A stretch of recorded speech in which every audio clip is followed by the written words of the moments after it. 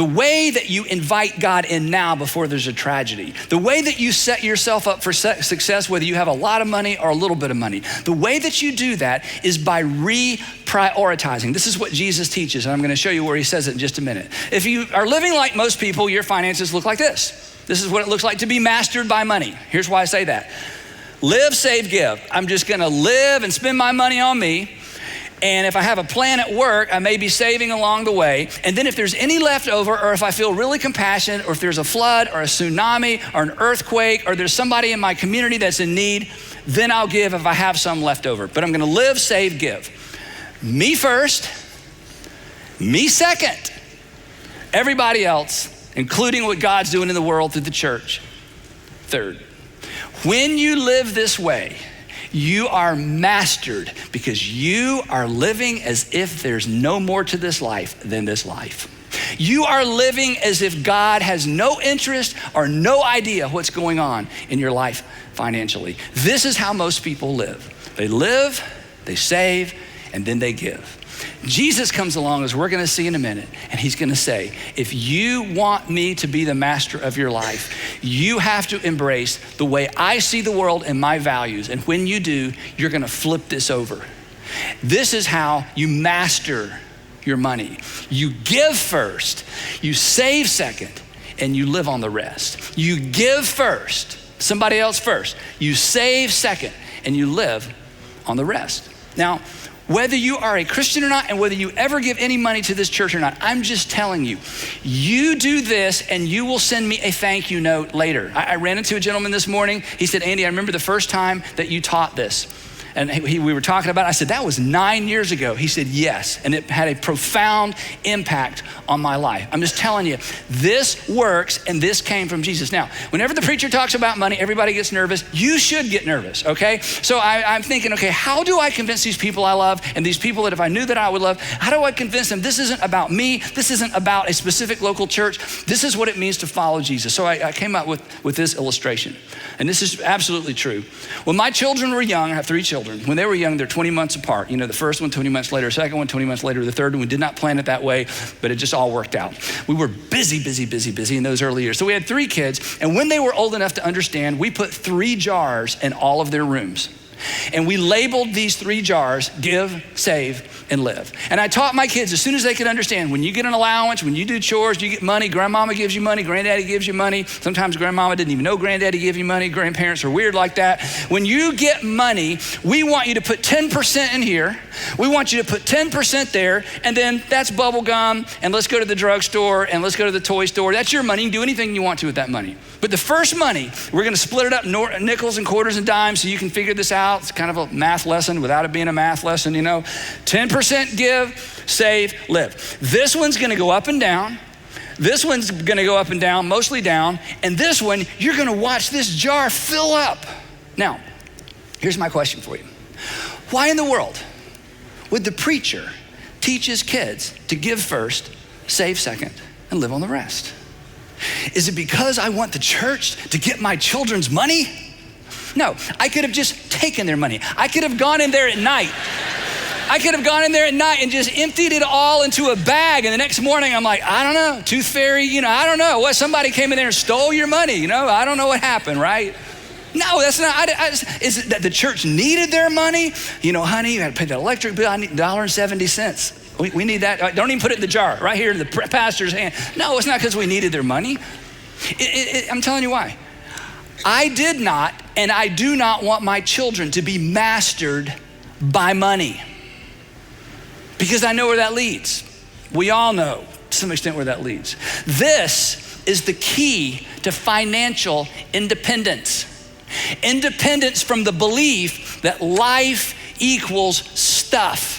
People who live as if life equals stuff live as if there is no God. And here's the thing, come on, no matter what you have, you are always discontent, always. There is no amount of stuff that makes you completely content. Why? Because it's an appetite.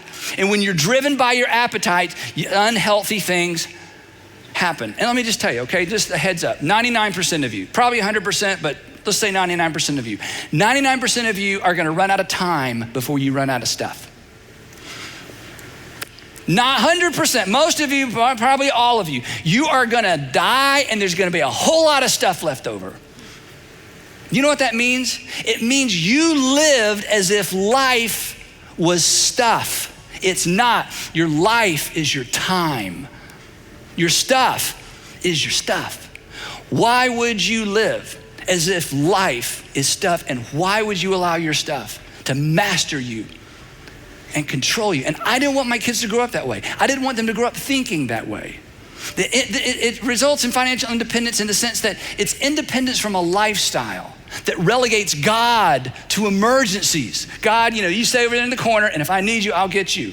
I don't want my kids living that way. I want them to invite God into every single area of their life, including their finances.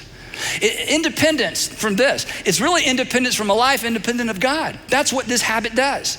This habit ensures that you don't try to live your life independent of God, because for the rest of my children's life, for the rest of your life, for the rest of your life, for the rest of your life, for the rest of your life, money is gonna compete for first place. And money and stuff is gonna compete for your heart and for my heart. And I don't want money to win with them.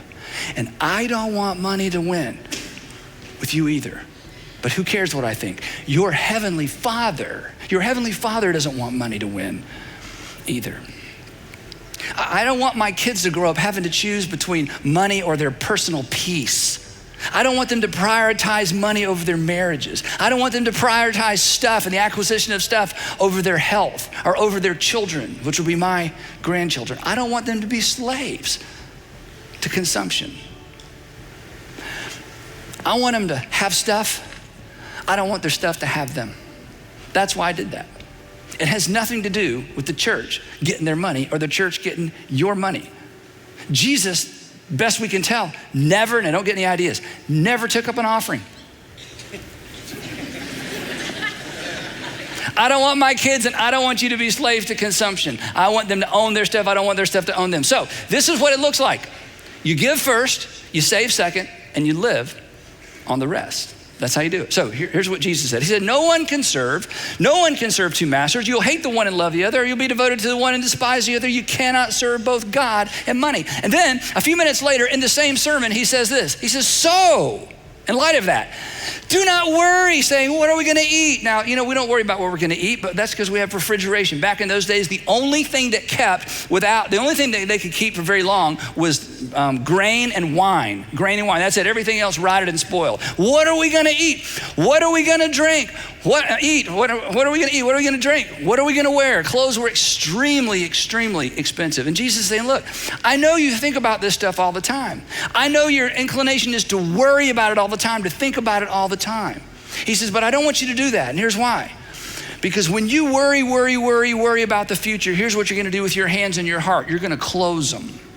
And if you're gonna be my follower, you cannot live your life with closed hands and a closed heart. He says, besides that, for the pagans run after all these things. You don't wanna be a pagan, do you? Now, the word pagan, we use this term in a completely different context, different way than Jesus meant it. A pagan in the first century was basically anybody that believed in the gods, plural, as opposed to one God. So for the Jewish people, everybody other than the Jews, they were all pagans because they believed in the gods. And the gods could care less about people. The gods toyed with people. The gods manipulated people. The gods played with people. The gods did not care about people. The gods were not concerned about people. So the pagans were constantly trying to bribe the gods to do their bidding. Sacrifice animals, some cases sacrifice children, sacrifice whatever we got to sacrifice in order to get the gods to do our bidding. And Jesus says, look, if you worry, you're living like the pagans that don't have gods who care anything about them. They don't believe there's a personal God that's actually involved in their life. And your heavenly Father, and this is the game changer right here. And besides, your heavenly Father knows that you need all that stuff. Now, here's the thing, Christians. Do you believe that? Jesus said it, not me. Jesus said to his audience that our heavenly, what did he call it? What are we supposed to call him again? Oh yeah, Father, that's it. That our heavenly Father knows what we need. If your heavenly Father knows what you need, do you need to worry. And Jesus says, no. And I'm telling you, the moment you wrap your heart and your belief system around the fact that God knows what you need, you have in that moment earned the opportunity and the right to keep your hands wide open. But, he says, but, instead of worrying, instead of hoarding, instead of consuming, here's what I want you to do. And now he says, get your pen and paper out. Here's the plan. Here's what you're going to do. Here's how you're not going to worry anymore. Here's how you're going to know that I care. Here's how you're going to know I'm involved. But seek first. That is, put first, reprioritize. But seek first. That's reorder, rearrange, rethink. But seek first. And then he refers to his Father in heaven. But seek first his kingdom and his righteousness. Now, if you'll put others first in your finances as evidence of the fact that you put God first, you've invited God in. When you put other people, when you put what God is up to in the world first in your finances, that's an invitation, because what you've done when you put God first is you're saying, God, you first, me second. And he says, hey, that's the combination. That's the magic code. That's my kingdom. That's what I'm all about. Remember the most famous verse in the whole Bible? For God, I'll let you fill in the blank. For God so loved the world that he gave. He says, welcome to my kingdom. He said, and I will take care of you because I know what you need.